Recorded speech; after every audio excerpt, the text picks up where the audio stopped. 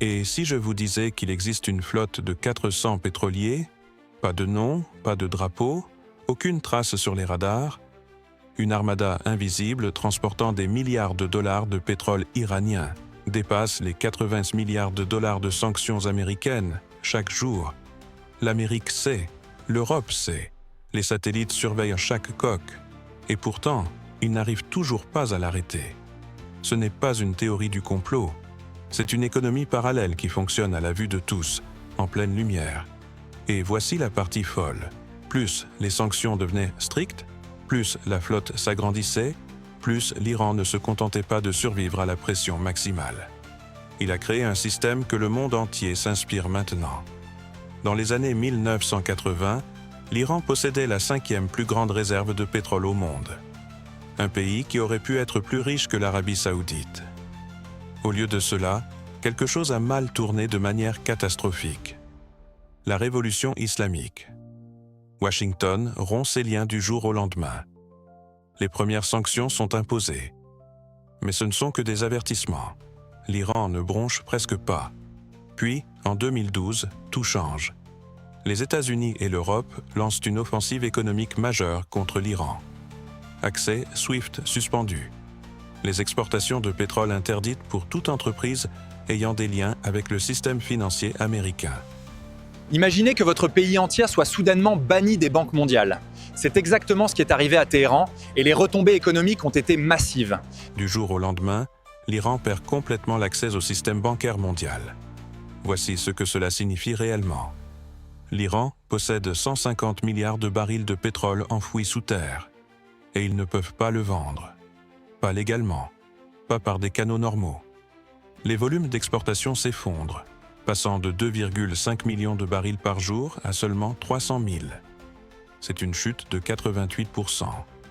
Le rial iranien perd 60% de sa valeur en une seule année. L'inflation atteint 40%. Les Iraniens ordinaires ne peuvent plus se permettre des aliments de base.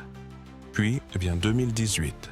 Trump se retire de l'accord nucléaire et lance ce qu'il appelle la pression maximale. Chaque échappatoire restante est fermée. Chaque acheteur encore en lice est menacé. L'objectif est simple, réduire à zéro les exportations de pétrole iranien. Étouffer l'économie jusqu'à ce que le gouvernement s'effondre ou se rende. Voici la partie incroyable, ça n'a pas fonctionné. Car quelque part à Téhéran, quelqu'un a pris une décision qui allait changer le commerce mondial à jamais. Si le monde ne nous permet pas de vendre du pétrole par la grande porte, nous construirons une porte qu'ils ne peuvent pas voir. Ils n'ont pas combattu les sanctions. Ils n'ont pas supplié. Ils ont conçu une solution si sophistiquée qu'une décennie plus tard, la Russie, le Venezuela et la Corée du Nord l'imiteraient pas à pas. Attendez d'entendre comment 400 pétroliers invisibles ont réussi cet exploit. Selon le droit maritime, ces navires doivent émettre leurs coordonnées en continu. C'est essentiellement un battement de cœur numérique que n'importe qui est censé pouvoir suivre. Chaque navire en mer est légalement tenu de diffuser sa position. 24 heures sur 24, 7 jours sur 7. Cela s'appelle le SIA, le système d'identification automatique. Considérez cela comme le signal de rythme cardiaque d'un navire. Les régulateurs, les ports, les gardes-côtes, tout le monde le suit en temps réel.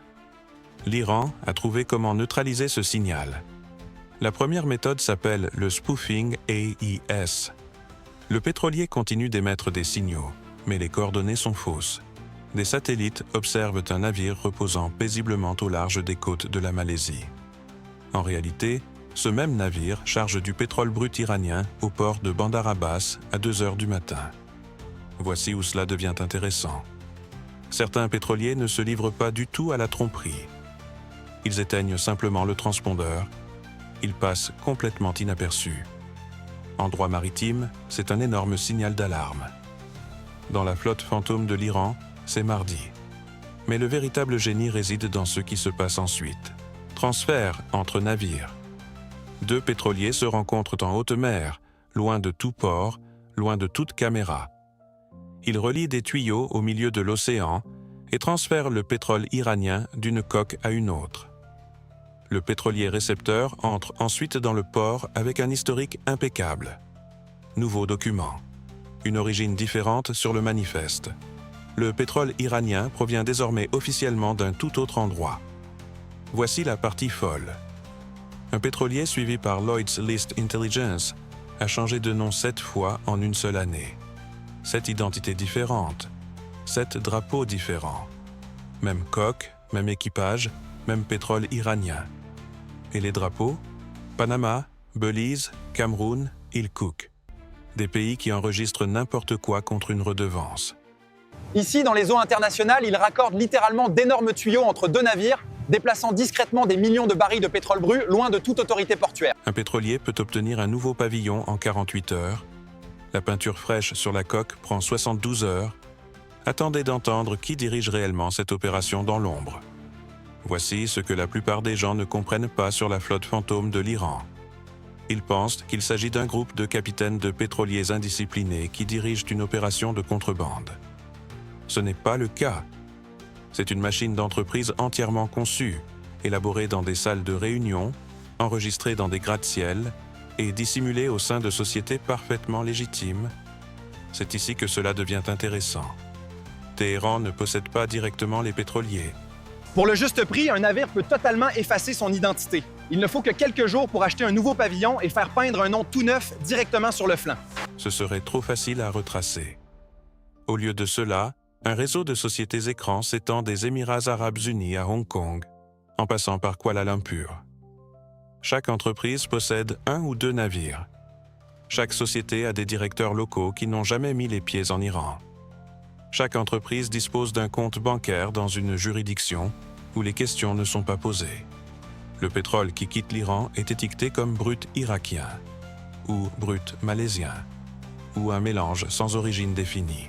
Lorsqu'il atteint l'acheteur, le produit a déjà traversé 3 entreprises différentes, 2 transferts entre navires et 4 pavillons différents. La paperasse est un labyrinthe conçu pour épuiser tout enquêteur qui tente de le suivre. Les véritables propriétaires n'apparaissent sur aucun document.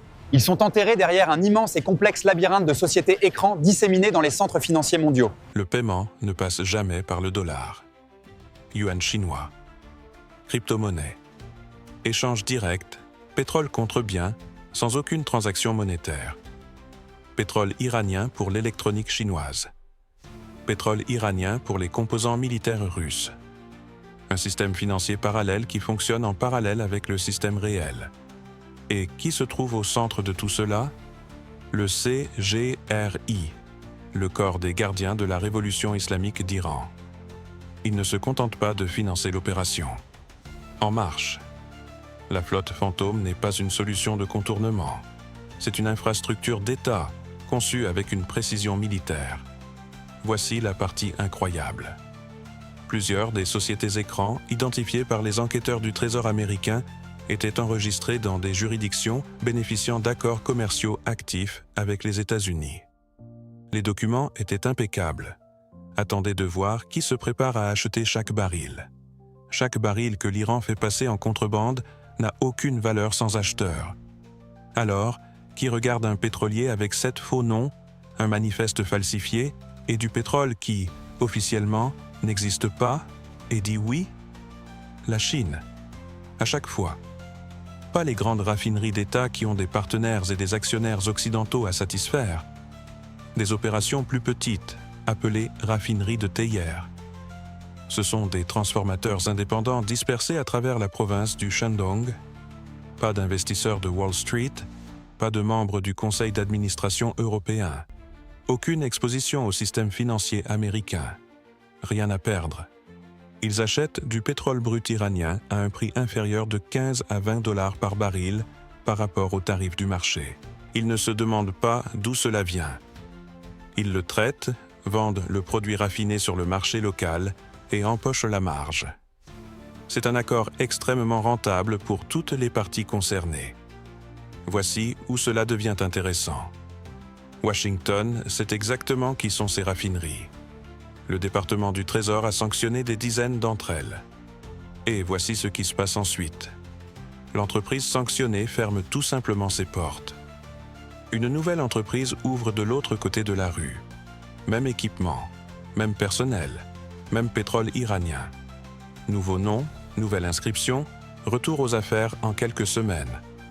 En 2023, les États-Unis ont sanctionné plus de 100 entités liées au commerce pétrolier de l'Iran.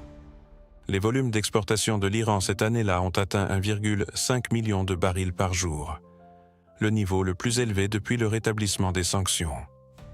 Voici la partie incroyable. La pression maximale n'a pas diminué les revenus pétroliers de l'Iran. Elle a appris à l'Iran à créer un système totalement à l'abri des pressions financières occidentales. Chaque nouvelle série de sanctions a rendu l'infrastructure clandestine plus intelligente, plus efficace et plus difficile à démanteler. Plus Washington exerçait de pression, plus Téhéran devenait sophistiqué. Et l'Iran n'a pas gardé cette technologie pour lui-même. Attendez d'entendre qui a déjà copié tout le manuel. En février 2022, des chars russes ont envahi l'Ukraine. En quelques semaines, les sanctions les plus sévères de l'histoire moderne ont frappé Moscou. Exportation d'énergie bloquée, accès à SWIFT coupé, les entreprises occidentales ont fui du jour au lendemain. Et la Russie n'a pas paniqué. Car la Russie étudiait l'Iran depuis 10 ans. Les dollars américains sont totalement inutiles dans ce réseau. Ces transactions de plusieurs millions de dollars sont réglées en crypto, en devises étrangères ou même par du troc direct, à l'ancienne. En quelques mois, une flotte fantôme russe était opérationnelle. Des pétroliers sans pavillon, des transpondeurs AIS éteints, des transferts de navire à navire en mer Noire et dans le golfe d'Oman. Le manuel était identique, parce qu'il s'agissait en fait du même manuel. Les responsables russes avaient observé l'Iran construire le système, ils l'ont simplement agrandi. C'est là que ça devient intéressant. Le Venezuela a imité ce modèle. La Corée du Nord en a déjà mis en place une version réduite depuis des années. Ce que l'Iran a construit sous pression n'est plus seulement un mécanisme de survie. C'est un produit exportable. Un système d'exploitation pour contourner les sanctions que tout État isolé peut désormais acquérir et déployer. Voici ce que la politique de pression maximale a réellement engendré. Pas une économie iranienne effondrée. Une alternative fonctionnelle au système financier occidental. Éprouvée dans l'adversité, perfectionnée au fil des décennies et désormais en pleine expansion. Se répandant dans chaque recoin du monde que Washington tente d'isoler. Voici la partie folle. La flotte fantôme n'est même plus cachée. Lloyd's de Londres le suit. Le Trésor américain publie des rapports à ce sujet. Les entreprises de satellites vendent des images en temps réel des transferts de cargaison entre navires à quiconque est prêt à payer. Tout le monde peut le voir. Personne ne peut l'arrêter. Car l'arrêter signifierait sanctionner la Chine. Et c'est une limite que personne à Washington n'est prêt à franchir. L'Iran a commencé avec 400 pétroliers et un besoin urgent de survie. Cela a fini par réécrire les règles du commerce mondial. La nature nous offre des océans. Les sanctions nous donnent des flottes clandestines. Abonnez-vous. Ce n'est que le début.